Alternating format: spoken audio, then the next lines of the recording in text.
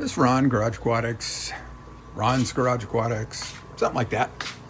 It's me. You know who I am. At least most of you do. So anyway, I thought I'd do a little quick update in the garage because this is Garage Aquatics. Basically, after putting in the new air pump and how everything's working. This thing has been a game changer. I showed you all the airline I ran and all the holes I drilled. My hand still hasn't recovered from that. And up and around in the whole place, and it goes around. I'm going to make you all dizzy. Take your Dramamine. Goes down over there, goes underneath there, goes around here, under these two racks, and then back up and around, down, over there, underneath there, back under here, and it connects up here and over there, and like that. So does it work? Oh my God, I wish I'd have done it so much sooner. It only took me about 8 months. I think I bought that pump back in March, and I just got around to it here in the last couple of weeks now. And it's been really good. And it was really pretty easy to do. And I love working with PVC. It's all cut and paste. And I know you saw my rant, or some of you did whatever about my permanent drain system over here. That was a fiasco. Ended up taking it all out. It was all drip irrigation crap.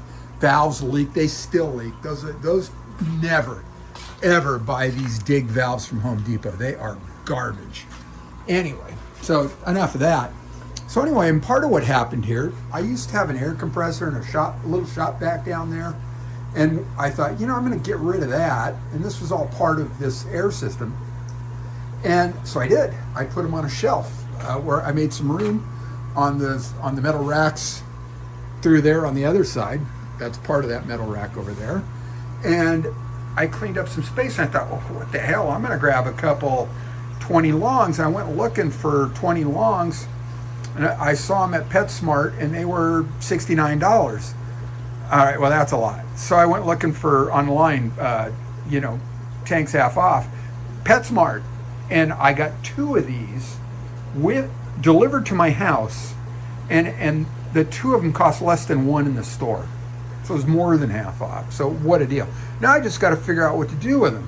And part of what I'm thinking is a temporary fix.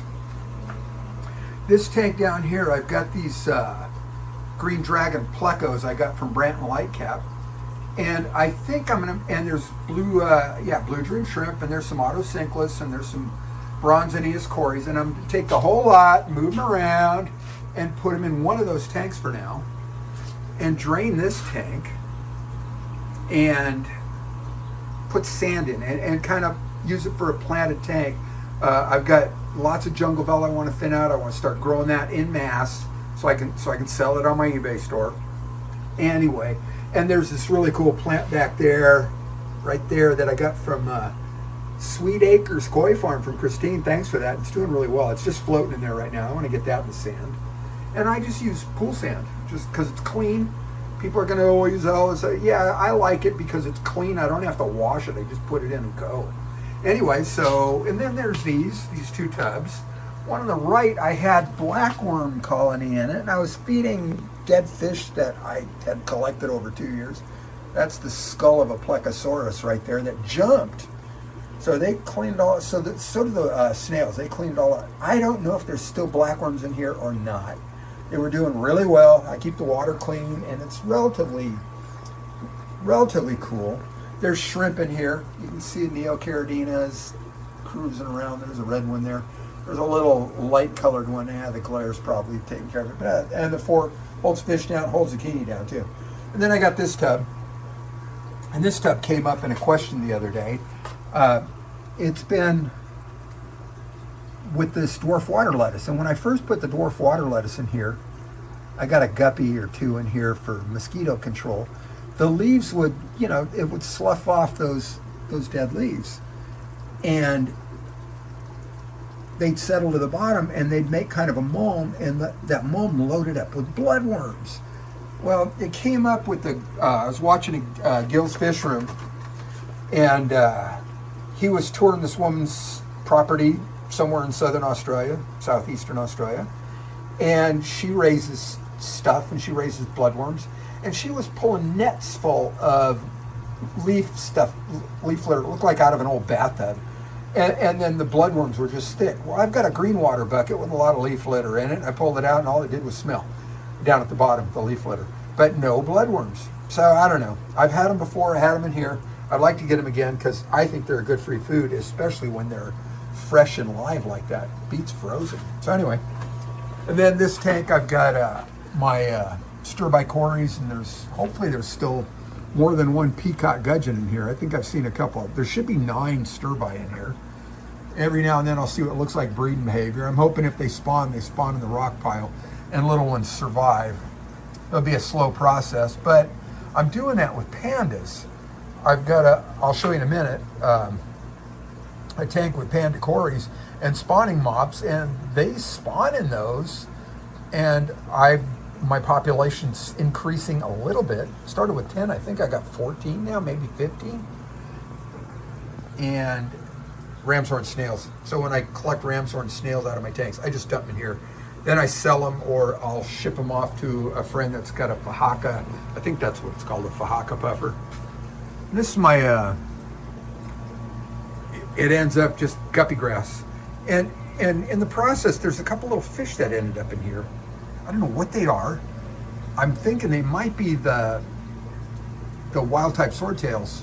I'm sorry, the wild type mollies that I got from Mexicali Fish Keeper, that it got tangled up in a bunch of no, that's a shrimp, okay, and a bunch of the guppy grass when I moved it all into this tank. So it's possible. There should be 2. There were. I sold some guppy grass, it could have gotten tangled up again, and I shipped a little fish off to somebody.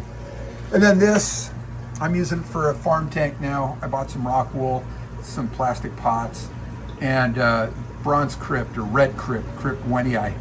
And I was taking some of the spawning mops out of the panda cory tank and trying to see if, eggs would hatch out. Well, bigger than you know what, I saw a little panda cory in here a few days ago, and I've lost it. I can't find it. I think I might have killed it with a water change. Might have just been too much for it, so I don't know. And I've got this bucket here of this big wad of green hair algae. Let me put a light on it. See if that makes it better or worse. This wad of green hair algae is full of corkscrew valve. And in that tank, I've got ember tetras, and they've been spawning. So I thought I'd throw that in here and see if they've got eggs in here. So I've got an air stone on it. I'll do little minor water changes on it. And I'll just use tank water from another tank, or probably the same tank they came from, and pull out a little of this water, kind of keep the hardness from going through the roof. We get really fast evaporation around here. And a bunch of, should be mostly tuxedo guppies, females. And then this is my Bob and Carol tank. This is a 40 breeder, and there's ram's horn snails in. This is what I was talking about. Once in a while, I will pull these out just to kind of keep the population down and drop them in there. All right. And Bob and Carol have been showing spawning behavior underneath in this little hut, and they haven't, and I kind of hope they don't. I'm getting sort of spawning behavior also from these false Julie cories. I've had them spawn before. I got 5, and I got 4 little fry. I moved plants out of this tank into another tank. It was a farm tank full of those little terracotta pots. And months later, I see these little tiny cories swimming around in and out of the pots. I thought, how cool is that? So they all ended up back in here at some point. So now I got, I think, 9 of these false Julies, and they're really cool little cats. I like them a lot. Probably one of my favorites. And then there's also some red cherry shrimp, or there were, I don't know. I pulled all the guppy grass out of this tank. It's completely taken over. And I think Bob and Carol might have feasted on what was left of the little cherry shrimp in here. There might still be 1 or 2, I don't know. And I dropped a mop in here. Maybe the false Julies will spawn in that. The first time, no, it was a different cory. I had bronze cories that actually spawned on big leaves of Amazon swords. So, but I don't know if these are spawners on leaflet or leaf material. I think they are, because I think that's how I moved them from one tank to the other. And then over to this 40. This is the red, I think I've been calling neon orange swordtails. And I got that one big female. There's a bunch of little ones over here. And I don't see a lot of males, and I don't know if I'm not going to have any more males. What, there is a male in here. And there's some of these, and they've got another name, and I don't know what they're called, when the back half of them's black. So not a clue. And there's also a bunch of emerald green, not a bunch. There's probably 5 or 6 emerald green cories in there. There's a couple right there. And one of them's huge. I'm hoping they'll just kind of colony spawn in here someday. And I got red neocaradinas in here. This can be a giant pain in the butt. It's a floater. It's Rickia water spangles, and I take out handfuls and throw it away. I put it up for sale. Nobody wants it. And there's lots of big jungle val. I have pulled leaves out of this tank that are over 5 feet long, just single leaves. And then it's chock full of hornwort, and I've got a hornwort order going out tomorrow. This is Veterans Day, so the post doesn't move today. And I've got some guppy grass going out tomorrow too. And then my own brine shrimp. Now this has been here a day too long because I forgot all about it, so it may not be any good. So I think I might just dump this in my outside brine shrimp bucket, and we'll see. And that way, if there is any alive, it'll help repopulate that bucket. The bucket's still alive. I've still got big brine shrimp in there, but this will be, just a way to get rid of that. I don't know. We'll see. I'll dump them out in a cup, see if they're any good. If they are, I'll feed them to the fish in here. So anyway, that's like that. And this one I've got a lot of different, well, not a lot of different plants. I got a few different plants. I've got some of the window-love Java fern, and there's some big jungle val spreading out all the way around. A couple really big Amazon swords. And these have flowered. They send up the big spikes with flowers out of the water, and then they make little pups that have broken off and moved to other tanks. A couple big pieces of wood in here. It's called salt cedar. There's a couple big pieces, or a big piece in this tank too, salt cedar. Came from the railroad tracks not too far from here. They use it as a windbreak, or did. I don't know. Anyway, I think it's on the invasive species list, so great place. Instead of firewood, I'd say it's driftwood, right? And then this one, this tank's just been kind of weird. I've got those, the bronze cories, the autocinclus, the green dragon plecos, and the blue dream shrimp, and nothing else really. And I've got to do something with this one. I'd like to get it going. So then behind, on the rack, I know, nice rack. This tank with the bettas, and this has been a problem tank. Well, not so much a problem tank. That looks like what's left of a little dead betta there. They've been dropping off because you notice they're full of tumors. These are all brothers and sisters. The mother, I think, is where it got carried from. She looked a lot like this. Kind of I don't know what they call this, like a cellophane. She was, I think, actually albino. As I recall, she had pink eyes. Anyway, and then I've got I don't know how many. The numbers have dwindled. I know I've had a couple dead of these black Schultzii cories, and I really like them, and I'd like to get them going. I don't know, they just seemed like weak. So I got them from 2 different sources, and I don't know, the ones I lost were all from the same source or both sources or what, not a clue. So anyway, and this is all crypts in this tank except for dwarf sag. So there's got several. There's this crypt, Poniderifolia, Eusteriana. There's down here the Balanase. There's also this fern, and all of a sudden the name escapes me. Damn. And Baby Groot, Christmas present from my granddaughter in Texas. Dead fish tell no tales. Christmas present last year from the whole damn family, or the whole fan family in Texas. And then the SpongeBob SquarePants Easter Island head, I got that on watching a live stream. I was in a live stream actually one night, and we had a friend, Jose from Joy of Fish Keeping, showing his fish room, and he had one, and I thought, oh my God, I gotta have one. So while we're streaming, I am shopping. I found it, Walmart.com was the cheapest. So yeah, now I've got one too. And it just sort of ties in with this whole thing. This thing's growing fast. This Cryptocorin eusteriana spreads like crazy. It sends runners under the substrate or through the substrate, and they pop up everywhere. So it's really filling out.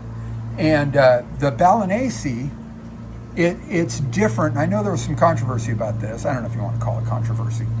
The leaves stay narrower. The petiole, which is the part where the blade of the leaf attaches to the crown of the plant, stays shorter, whereas the Eusteriana has a much longer petiole. You can really see how long, if the fish get out of the way. They start way down in there at the crown and come all the way up under the leaf. So they're several inches long, whereas the Balanacea might be an inch or an inch and a half long. So there's a big difference. You can see the Eusteriana back there against the glass. And there's also some Cryptowendii, the red or bronze or brown, whatever people call it these days. It's like that. I like this tank a lot. This is the one, came out here one day, there's this big puddle on the floor, and it's leaking here. Right, so I had to take this whole tank down quickly, and the water was down about here, so it sprung a leak. So we were on our way out the door, so my wife went and I stayed home and took the tank apart, cleaned it all out, resealed it. I did a video I think I did a video on resealing this tank, and it was really pretty simple. And I don't know if I've still got the tube around. The stuff I use, it's intended for aquarium sealing, and I don't know where it is. I might have pitched it because it had been sitting around for a while. Probably got hard. They come in 2 packs from Amazon, and if you're interested, I don't know. Maybe I'll put a picture of it up here. But if you're interested, you can message me or just put it in the comments, and I'll find the link for it. So anyway, and then here, just guppies, guppy, and this one little betta. And these are, I don't know what they call them, cobras, snakeskin, something like that. I got to get rid of all of them and free this tank up. I think I'm just going to bring them all to Brandon over at Coachella Valley Aquatics, let him have them. And then my Crevensis tank, the numbers are slowly dwindling because I sell a couple every now and then. There is at least one Plecosaurus in there on the rock. And there's a couple Autosynclus in here too. And this Pothos that's gone absolutely ape doo-doo. Right? And they've tunneled under these rocks. One thing I did was I put this big lava bomb on top of rocks, so when they tunnel it under it, they couldn't bury themselves. That's something to consider. And this is some more of the Cryptponiderifolia, like this one down here. I know the glare is never cooperative, is it? And then we'll do this side here. So this tank is, I've got this, okay, backspace. These are 29 gallons here. And on the back side of this rack, and we'll see that in a minute, also 29 gallons. And these are 20s across the bottom with a 5 there, wherever my finger went, and then there's 5 in the middle up here. Or what, 5.5 actually. So this tank is full of yellow goldenback neocaridina shrimp and some platies, and I've got to get the platies out of here. The platies may end up in one of those empty 20s permanently, so I don't want them competing with the little shrimpies in here. I want that population to do well. So, and what I'll do, so the platies are probably hardier, I'll drain a bunch of the water out here so I can get the fish out easily, and then I'll keep that in buckets, and then I'll put the platies in one of those 20s over there, and then put the same water back in this tank for the shrimp. So as not to shock them too much. And those are banana leaves. The shrimp typically like eating on banana leaves, as well as the snails certainly do. So I got snails, ram's horns everywhere. I had a big bladder snail problem once upon a time. And once in a while they will pop back up from somewhere, so I will catch them out. And if I do see them, I will treat the tank with the no planaria, because it doesn't work well on the ram's horns, but it really works a dream on the bladder snails. The no planaria does. And again, in this tank, banana leaves. And I've got orange sun-kissed shrimp in here. The numbers really dwindled, and this tank was full of guppies. And I think that's why. I think they were picking off the little shrimp. So now it's just shrimp. I'd seen a video, might have been Mark Shelley Aquatics or something. Anyway, whoever it was, made the comment, if you want shrimp, have shrimp only tanks. Excuse me. Because everything else that can will pick on the little shrimps, and eventually the numbers deplete. Even though there's hidey holes. So yeah. So this is oh, that looks like a dead pleco. Well, I had 3 in here. And I wonder if one of the bigger ones killed this little one. Excuse me. So this is my Pandagori tank. I got to fish that out. That's nice. Wow, bummer.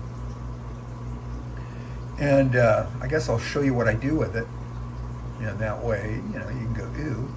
And I've got spawning mops in here. There's 3 in the back and 1 in the front.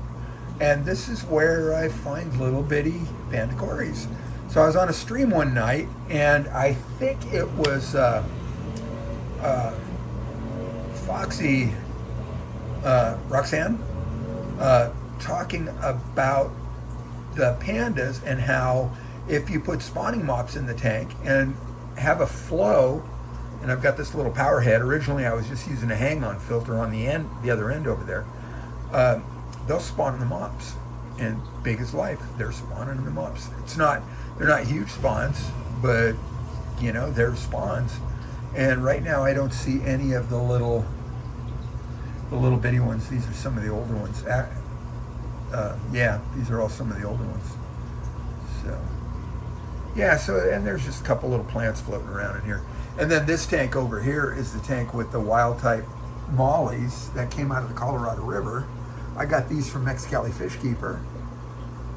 Once upon a time I had a really big male in here, and I guess it finally just died off. But I've got other fish, so I'm hoping I get a male out of one of these. I have to see. So anyway, and a bunch of cherry shrimp. And then this tank was just a wad of that nasty green hair algae, still is. And also there was some Java fern. I have never been able to grow that. So there's pieces in there. And these are the males of the tuxedo guppies. And there's actually, it looks like a couple different ones. One yellow and red. So we'll see. I'll have to sort those someday. Oh, and I know what else is in here is Corionapoensis. And they're hiding because there's 4 of them in there and they're doing well. And I got those from Night Owl Aquatics. And then there's the orange Venezuelans. There's 4 of them there. And I also got those from Night Owl. And there's one over my pie. And then the Mickey Mouse Platies, there's the Sunburst and then the orange. And they're doing all really well. Let's do this. Let's just get that out of there. So I got a long pair of tongs. This sucks. I hate losing fishies. And oh, it's still alive. What's going on? Maybe it just needs to come out of there, huh? Let's rescue it. That's even better. I'll find another tank to put it in where it won't. I've seen these things sleep on their backs, so maybe I just woke it up. There, we'll get it out anyway. Let's go around this side here, poor little thing. I was going to put it in my 75. There's one in here in this tank. We'll talk about this tank. All the water temperature should be about the same. Hopefully it's okay. Huh. Yeah, poor thing. Yeah, this tank. This is a Koi Kahaku swordtails and Ember tetras. And this is where that wad of green hair algae, it was just starting to take over the whole tank. And you can see bits of it here on the corkscrew valve. And they've been spawning. The little Ember tetras are actually spawning. There's also the little Koi Kahaku fry in here. So they're easy to tell apart regardless, but they've been spawning. There's the other Plecosaurus in here. And I had a couple mollies. I've got a couple of the black lyre tails. And there was another one. I think it didn't look like it was doing well. I don't know where it is. If it fell to the bottom and died, the snails would have cleaned it right up. So anyway, and there's some of the, I don't know what they call that hairdress. Is that the chain sword? I'm not sure. And another little, one of the red swords. It's either melon or red flame. And a little thing of pink flamingo crypt. Trying to get that to grow. That's a tough one. That might be one of those that, more than anything needs CO2. Not a clue. And then this tank, this is a mess, always has been, don't know why. Lots of stuff builds up like, what do you call it, the brown algae, diatom algae. And the albino crebensis are in this tank. There's one in the back. There's one in that pot right back in there. I think I've got a couple that paired up. And a couple little autosynclus in this tank too. So anyway, like that. And then this tank, this is the white cloud mountain minnows. I would really like to see them spawn. There's a lot of cover. They do spawning behavior, but I've yet to see any fry. In spite of this big wad of Christmas moss and all these other plants, there might be some little fry in there hiding. I don't know. Maybe someday we'll see some. That'd be cool. So this was the farm tank, or one of my farm tanks with all little terracotta pots. I obviously need to go through here and do a little repotting, figure out different stuff. A lot of times I'll just drop plants in here, and whatever that is, it's settled and it's still alive. It's some sort of stem plant. And there's a little piece of what's called Brazilian pennywort back there, and a couple more pieces floating there that I took out of the big 75. And it just never did. It's a stem plant. Stem plants don't do too well. Look at this pothos. It's gone nuts, right? Absolutely just wacko. And that's the mini split we just had cleaned out. You know, I think I did a video on that, a quickie, that well, keep an eye on those in the fish room, because there's a lot of humidity, and here in the desert there's a lot of dust, and all along those fins there were just drips, dirty drips. So they took the whole shell off of it, wrapped it all in plastic, got a tank sprayer out with some kind of solution inside, and it all drained down into a 5-gallon bucket down here, and cleaned it all up. I mean, it was smelling musty and it was nasty. So, you know, looks like maybe every couple of years we're just gonna have to clean it up. And then this is my 75. And I got this was another offer up tank. A couple of 29s were, that thing was. Offer up, not a bad place to look. It's, you know, you just gotta be selective, because some people think they've got gold and it's garbage. And, you know, I like that that philosophy of no more than $1 a gallon for used tanks. And I think I've been pretty close to that. Those two of those 40 breeders, one was 30 bucks, the other was 35, so yay. This I paid 40 or 45 for it, 75 gallons. Also yay, closer to 50 cents. So in here I've got the black skirts, there's 4 of those. And there's these, what are they called? Oh God, now all of a sudden blank. These cool silver tetras with the red and the black spots on the, yeah, maybe it'll come to me. And then I threw 3 guppies in here. Somebody said, put some guppies in here and the fry will act as live food, because I've got Joe and Charlie, my angelfish, in here. That's Joe with the glare. She's lovely. And Charlie over here, handsome little devil. God, what are those? Originally they were sold to me as lampi tetras. I know they're not. Buenos Aires tetras, there we go. But they're spectacular. And they all school together. The Buenos Aires tetras and the black skirts, they all kind of school together. They hang out well. When I put these in the tank, people said, oh, they're just going to destroy all your plants. So far, they've been very well behaved. They have not destroyed all my plants. In fact, they haven't even picked on any, really. So there's always leaves that start to fail. There's a pothos leaf that fell in there that I got to pull out. So anyway, and watching, who was it? Might have been 3G Greg with these cones. He had them stacked, because that way when the angelfish would spawn on him, he could take that one out and hatch the eggs out. And so I stacked these for a while, nothing was happening. So I spread them out, wondering if they liked them better, you know, over here, you know, opposite ends of the tank kind of. They could care less. And so they still haven't spawned. They don't even look at these cones, really.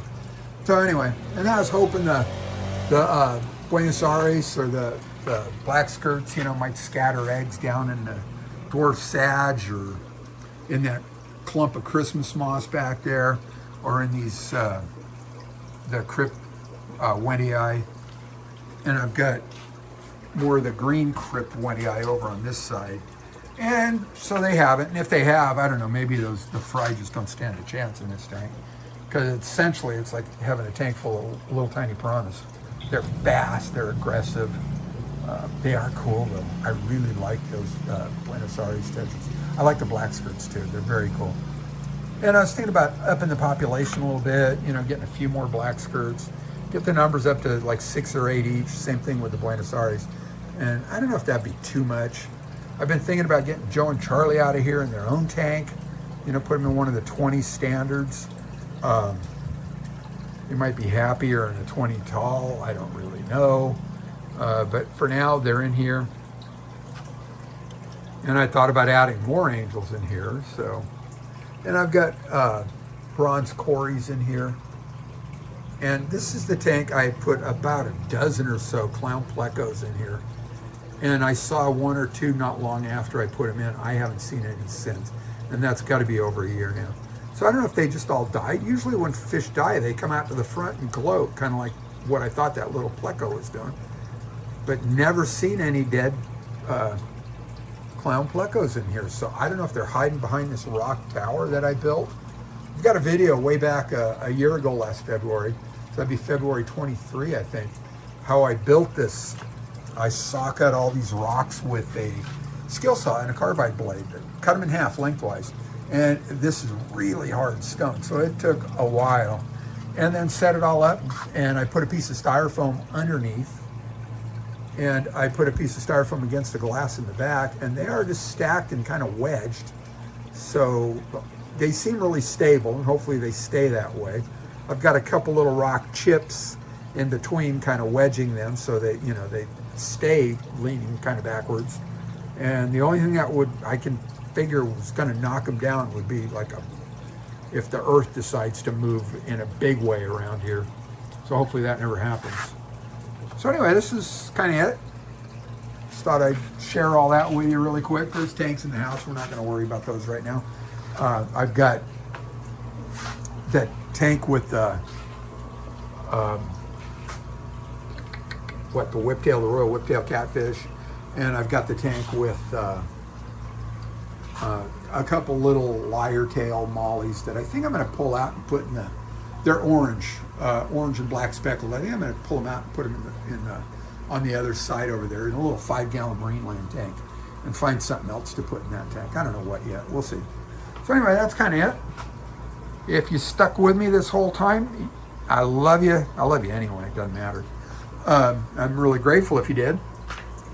It's always a pleasure to share the fish room with y'all.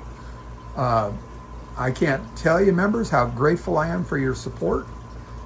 And then also, subscribers, also how grateful I am for your support.